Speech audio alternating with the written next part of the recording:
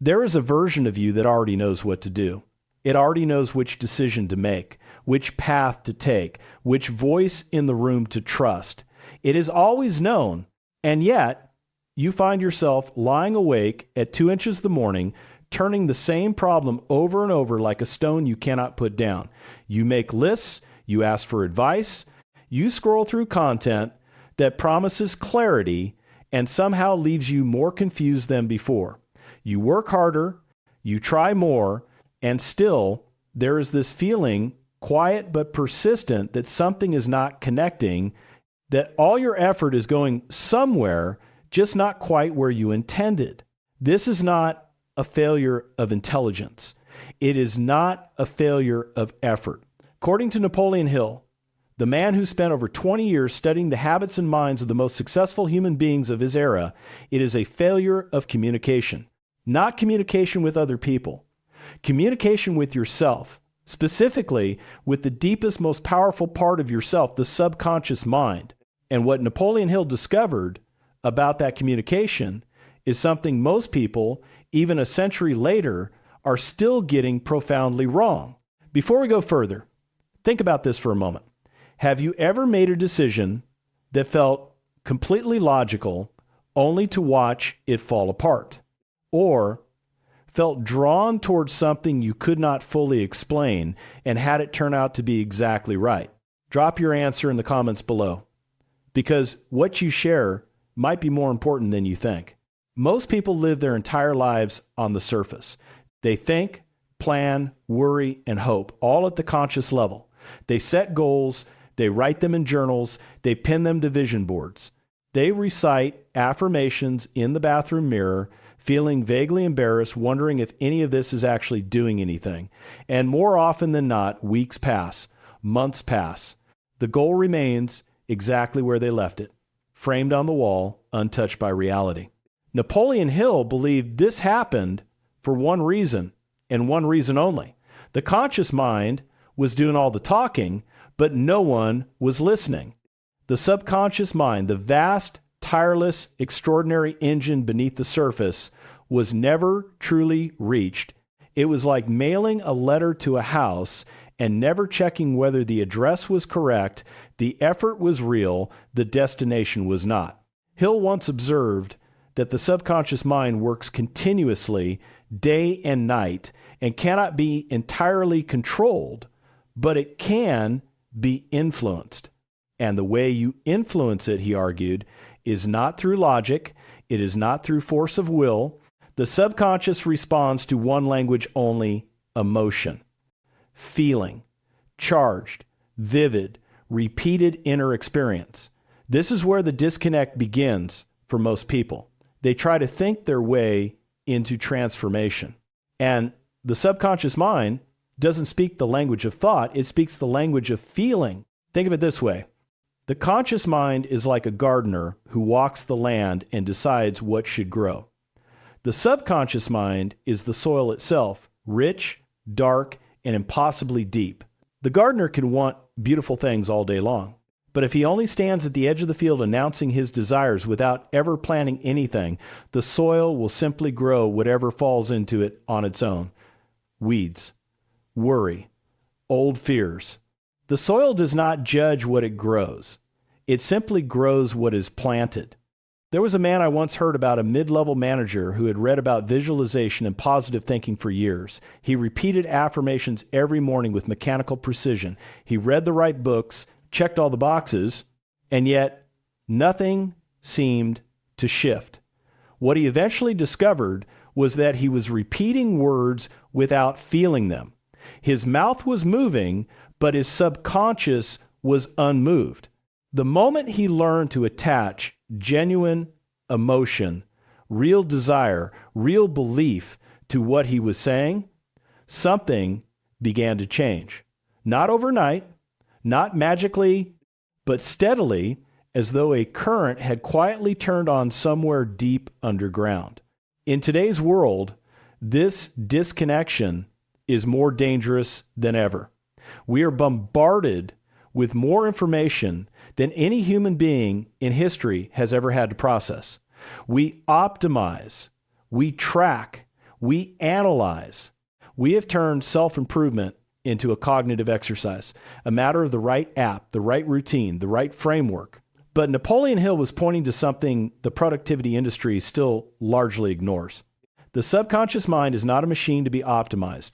It is a living, responsive inner world to be cultivated, and cultivation requires something that spreadsheets cannot provide: genuine feeling. The invitation here is gentle, but important. The next time you set an intention, any intention, pause. Don't just think it, feel it, let it move through you. That is where it begins to take root. If the first mistake is talking to the subconscious without feeling, the second mistake is telling it the wrong story. And this one runs deeper because most people have no idea they are doing it. Napoleon Hill spent years observing how people sabotage themselves, not through laziness or lack of desire, but through habitual inner narration. The stories they repeat to themselves about who they are, what they deserve, what is possible for someone like them, form a constant broadcast into the subconscious. And the subconscious, faithful as it is, accepts every word.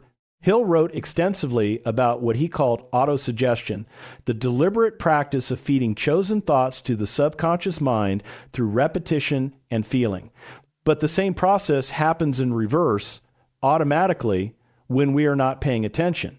Every time you say to yourself, I am not the kind of person who succeeds at this, or things never quite work out for me, or I don't have what it takes, you are not venting. You are instructing. You are planting, and the soil, remember, grows what is planted.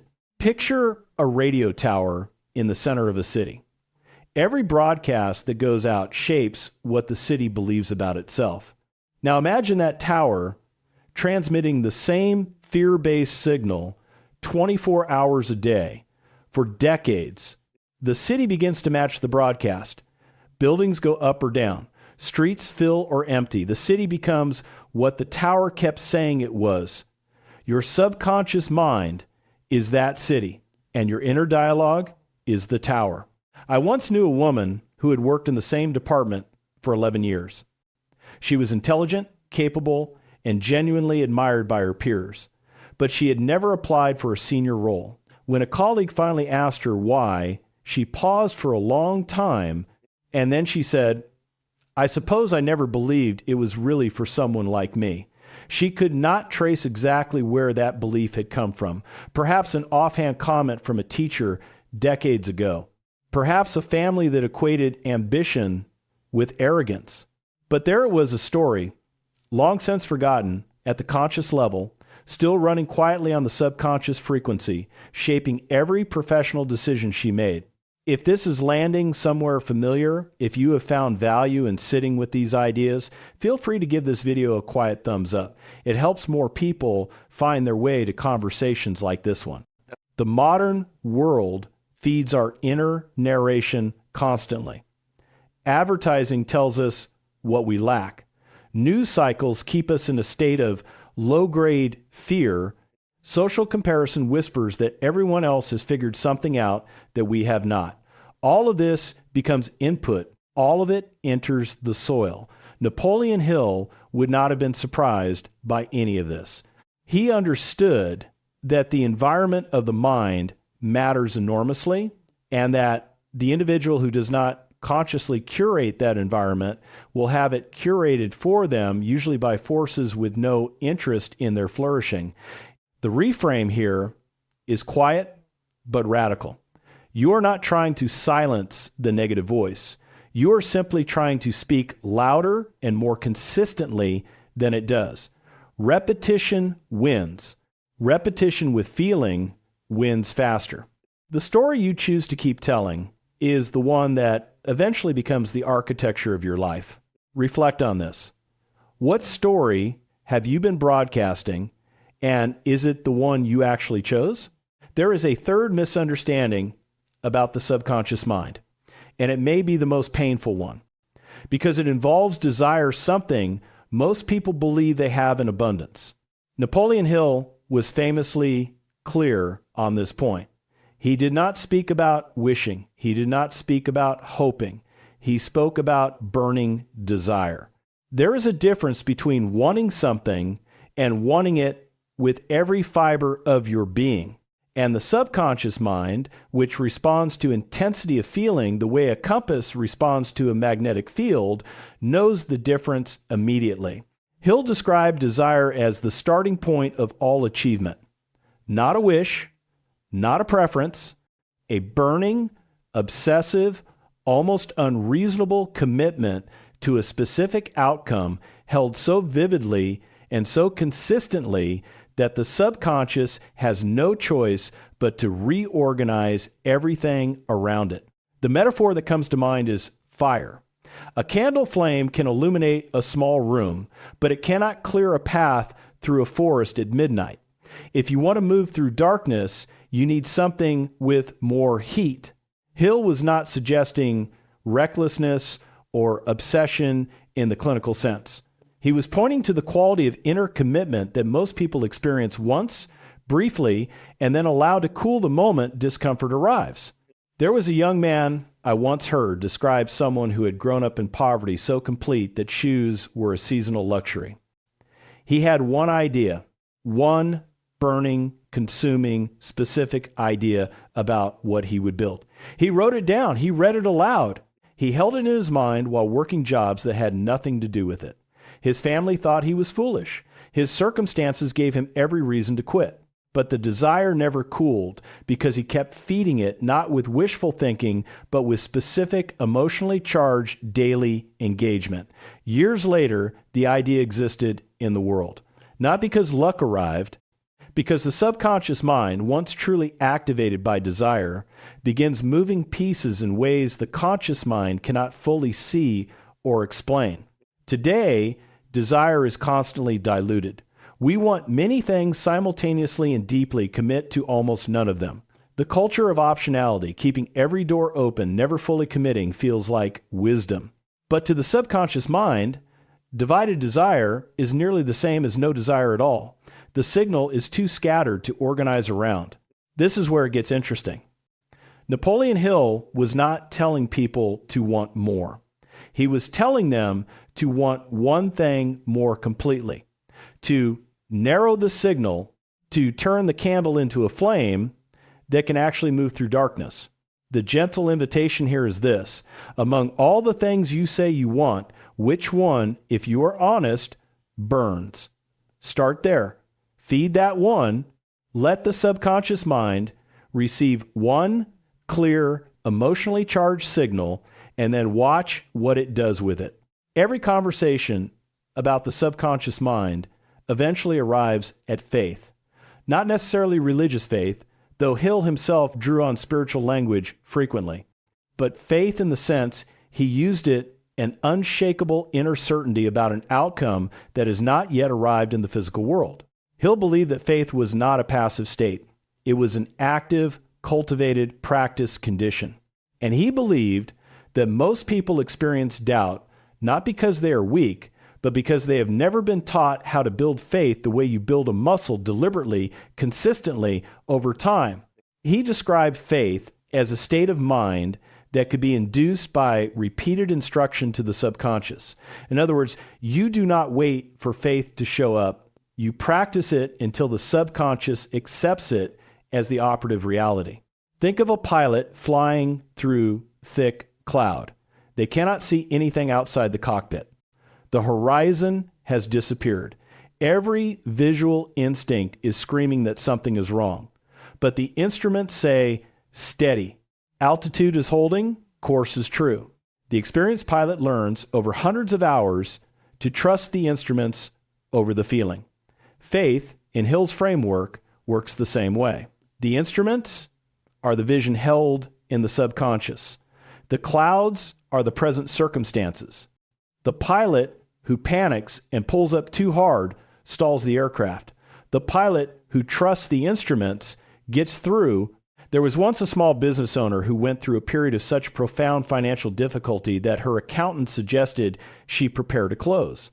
She told me she spent 3 weeks in a kind of paralysis, and then something shifted. Not the numbers, those were the same. But her inner orientation changed. She made a decision to hold the vision of the business thriving, not as a denial of what was happening, but as a choice about where her subconscious attention would live. She continued making decisions from that inner place. 3 months later, an unexpected partnership changed the trajectory of everything. Was it faith that saved the business? Or was it the quality of decision-making that faith enabled? Napoleon Hill would say, the question misses the point. Faith and outcome are not separate events. The inner state produces the behavior, and the behavior shapes the external result. They are one continuous current. If this way of thinking has offered you something useful, if it has shifted something even slightly, consider passing it along to someone who might need it. A quiet share is sometimes the most generous thing we can do. The world today is extremely good at generating doubt. Uncertainty is built into the economic landscape, the geopolitical reality, the daily news cycle. Learning to cultivate faith, not blind optimism, but steady, practiced inner certainty is not escapism. It is one of the most sophisticated skills a human being can develop. The reflection here is simple. What would change about the decisions you make today if you held the outcome you want as already certain? Not pretended, not forced, genuinely held. Napoleon Hill spoke at length about what he called the mastermind, the deliberate alliance of minds working toward a shared purpose. But beneath that concept lay something even more fundamental, the idea that the mind does not operate in isolation. That what surrounds you, the people, the conversations, the environments you inhabit, becomes part of the material the subconscious mind works with. Most people underestimate the weight of environment. They believe that strong enough intention can withstand any external input, and sometimes it can. But Hill argued that this takes an enormous amount of unnecessary energy. Why fight the current when you could swim in the right river? The subconscious mind is a sponge. Every conversation you have, every hour of media you consume, every relationship that drains you or fills you, all of it is absorbed and processed below the level of conscious awareness. It shapes the baseline frequency of your inner world, the background hum against which you make every decision, feel every emotion, and form every belief. Picture a greenhouse. Inside, a careful gardener can grow almost anything, regardless of the season outside. The greenhouse is the controlled environment intentionally shaped to support what wants to grow. The subconscious mind flourishes the same way. Not in any random environment, but in one that has been chosen and maintained with care. I once knew a man who had spent years trying to change his relationship with money. He read, he studied, he attended seminars, but every evening he came home to a household steeped in scarcity talk. Every conversation circled back to what was lacking, what was lost, what could never work. The soil of his subconscious was being replanted every night. What he planted during the day was being quietly undone by the environment he returned to. It was not until he began changing the nature of those conversations and the people he spent the most time with that his inner world began to shift in a lasting way. In today's reality, this is both harder and more urgent. Our environments are partly digital. The feeds we scroll, the podcasts we play in the background, the YouTube channels we return to, all of it is environmental input. Hill could not have imagined the scale of it, but his principle holds more completely now than it ever did. You are not just what you eat. You are what you repeatedly absorb. The reframe here is liberating rather than frightening. You have more control over your subconscious environment than you think. Not total control, but enough. The gentle work is this. Begin auditing not just what you do, but what you allow in. Quietly and without drama, tend the greenhouse. There is a chapter in Napoleon Hill's work that most people skip over or reduce to a feel-good abstraction. The chapter on the imagination, and yet Hill considered it one of the most critical tools in the proper use of the subconscious mind. He made a distinction between two forms of imagination. The first was synthetic imagination, taking existing ideas and rearranging them into new combinations. The second was creative imagination, something closer to inspiration, the place where genuinely new ideas surface, often unbidden, often during moments of rest or quiet. Hill believed that creative imagination was the direct communication channel between the conscious mind and something larger, what he called infinite intelligence. Whether you interpret that spiritually or simply as the full depth of human cognitive potential, the mechanism he was describing is real. The subconscious mind, when properly seated with desire, faith, and consistent inner suggestion, begins to produce ideas. Not the recycled ideas of yesterday's thinking. New arrangements, unexpected connections, solutions that did not exist in your conscious awareness an hour ago. This is not mysticism. It is the well-documented phenomenon of insight, the aha moment that arrives in the shower, on a walk, at 4 inches the morning. What Hill understood was that these moments are not accidents. They are the harvest of properly tended subconscious work. Most people treat their imagination as a luxury, something indulged in childhood and quietly set aside as adult pragmatism takes over. Hill treated imagination as the most practical faculty a human being possesses. It is the architect. Everything that exists in the human-made world existed first as an image in someone's mind. There was once a woman who worked as a seamstress in a small town. She had almost no formal education, very little money, and no connections in any industry that seemed relevant to the ideas she carried. But she had an extraordinarily vivid imagination and the habit of returning to her vision every day, not just thinking it, but seeing it, feeling it, living inside it for a few minutes at a time. What eventually emerged from that inner world changed the lives of dozens of people in her community. The practical steps came later. The imagination came first. Today, imagination has been largely outsourced. We consume other people's creative visions almost continuously. And while that has its own value, it can slowly crowd out the interior space where our own creative imagination might otherwise speak. Hill would likely look at the modern attention economy and see it as the single greatest threat to the proper functioning of the subconscious mind, not because technology is evil, but because the subconscious needs silence and space to do its deepest work, and silence has become a rare luxury. The reflection this leaves us with is worth sitting with. When was the last time you gave your imagination real space? Not distracted space, not scrolling space, quiet, unhurried space where something you have never quite thought before could actually surface. The final misunderstanding, and perhaps the most universal one, is about timing. People approach the subconscious mind with the urgency of a fast food order.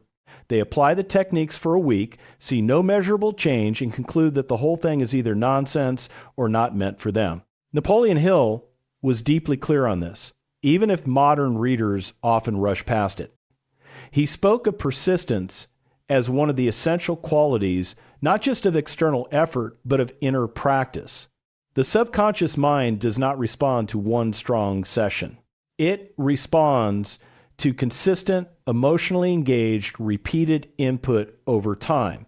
The pattern has to be laid down enough times that it becomes the new baseline frequency. He used the image of water wearing away stone, not because water is stronger than stone, but because water is patient. It shows up in the same place, at the same angle, with the same quiet commitment every single day. The stone does not change on the first day or the 10th, but it changes. There was a man who had struggled with a deep sense of unworthiness for most of his adult life. He began to practice simple, unflashy, and completely internal. Every morning, before the world came in with its demands, he would spend 5 minutes in deliberate imagination, not pretending, not performing, simply holding a specific image of himself living in alignment with his values and potential. He did this for 3 months before he noticed any outer change. But inwardly, something was already different. A quiet confidence, a cleaner quality of thought, smaller decisions that reflected a different self-concept. The outer world caught up eventually. It always does. In an era of instant gratification, same-day delivery, same-minute information, same-week results, the patience that subconscious work requires feels almost countercultural. But it is not weakness. It is the most sophisticated form of discipline there is. The discipline to keep planting when nothing has surfaced yet, to keep broadcasting the signal when the evidence hasn't arrived yet, to keep choosing the story before the story has proven itself true. Napoleon Hill did not discover the subconscious mind. Psychologists and philosophers had mapped its outlines long before him. What he did was watch over 20 years what the people who actually used it correctly had in common. And what he found was not genius. It was not luck. It was not extraordinary circumstances. It was consistent, emotionally engaged, patient inner work repeated until the subconscious reorganized everything around it. The subconscious mind is not a shortcut. It is the long way that turns out to be the fastest way. It is the invisible infrastructure beneath every visible result. And what Napoleon Hill said that almost no one is using correctly is this: you cannot force it, you cannot trick it, and you cannot rush it. But you can feed it, you can speak its language, you can plant what you actually want to grow. And if you do that with feeling, with consistency, and with the patience of water finding its way through stone, the life you have been imagining will begin quietly, inevitably, to become the life you are actually living. If these ideas have opened something in you, if this conversation has felt like something worth continuing, then perhaps the journey doesn't need to end here. There are more chapters in this kind of thinking, more layers to what Napoleon Hill left behind, more depths to the philosophy of the subconscious mind that we have only begun to touch today. Choosing to stay close to ideas that expand you is itself one of the wisest things you can do for the mind you are trying to cultivate. And here is the paradox that this entire journey has been quietly pointing toward. The subconscious mind that Napoleon Hill said no one is using correctly is not some exotic tool reserved for the exceptional few. It is the one thing every human being already has, already uses, and has been using all along. The only question, the one that matters more than any other, is whether you are using it by design or by default. Whether the seeds being planted are yours, or simply whatever the wind happened to carry in. That question is not an ending. It is the beginning of everything.